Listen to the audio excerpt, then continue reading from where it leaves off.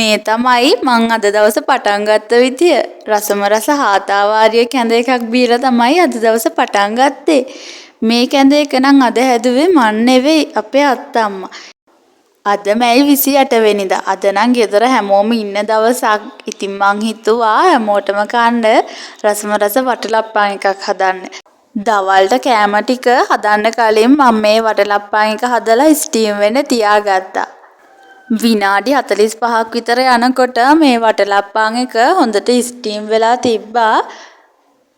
ඔයාලට පේනව නේද මේක පැණි පාටට තියෙන ලස්සන. දැන් මම මේ හදන්නේ වටලප්පන් එක නිවුනට පස්සේ මේ පිඟානට තියලා අනිත් පැත්ත ගහගන්න. ඊට පස්සේ තමයි මම ෆ්‍රිජ් එකට මේක දාගන්න හිතුවේ. මේ වටලප්පන් එක නම් මං අද හදාගත්තේ අපිට දවල්ට කන්න.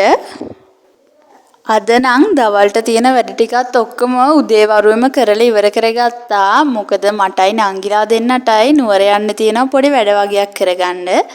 ඒක නිසා උයන වැඩ ඔක්කොම උදෙන්ම ඉවර කරගත්තා. දැන් මේ අපි තුන්දෙනාම නුවර යන ගමන් තමයි ඉන්නේ.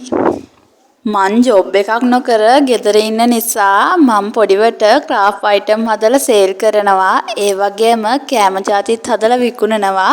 ඉතින් මට හිතුණා ඒත් එක්කම බයිට් වර්ග ගෙනල්ලා විකුණවුවොත් හොඳයි කියලා.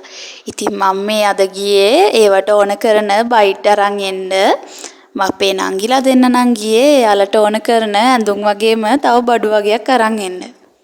මේ ඉන්නේ අපේ පොඩි නංගී. එයා බස් එක ස්ටාර්ට් කරලා බස් එක නවත්තනකම්ම පොඩ ඇහැරි නිදාගෙනම තමයි ආවේ. දැන් නම් ඉතින් මේ ගෙදර එන ගමන් තමයි ඉන්නේ. හයියෙන් වහින්න වගේ තිබ්බ නිසා අපිට ටක් ගාලා බඩු එහෙම ගත්තා. වීඩියෝ එහෙම ගත්තේ නෑ ඒ නිසා. ඔයාලට දැනටම පේනවනේ අහස එහෙම කළු වෙලා තමයි තියෙන්නේ. හොඳටම වහින්න තමයි මේ හදන්නේ. වැස්සට කලින් අපි කොහොම හරි ගෙදර ආවා. ගෙදර ඇවිල්ලා දවල්ට එහෙම කාලා මේ ඉතින් මං හදලා ගිය වටලප්පන් එකේ රස බලන්න තමයි දැන් මේ හදන්නේ.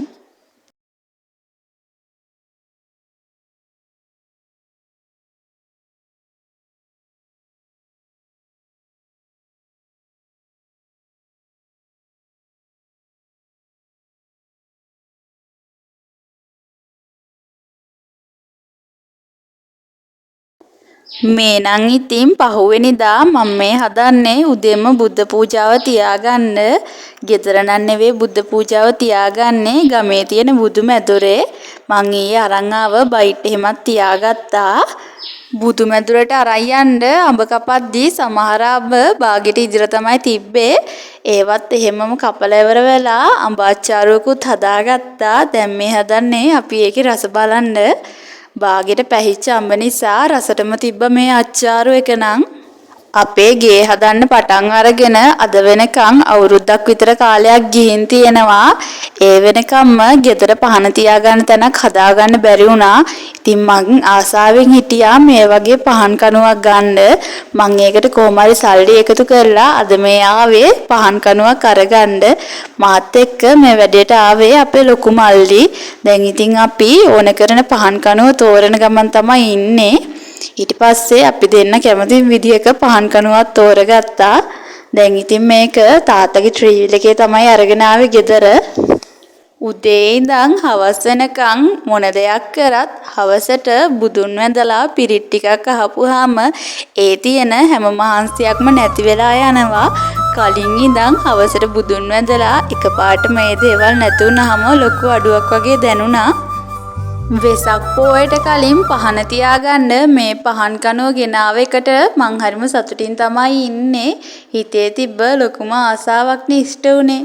එහෙනම් මාත් එක්ක හිටිය ඔයාලා හැමෝටම ස්තුතියි. මාව subscribe කරලා නැත්නම් subscribe කරන්න කියලා ආදරෙන් මතක් කරනවා.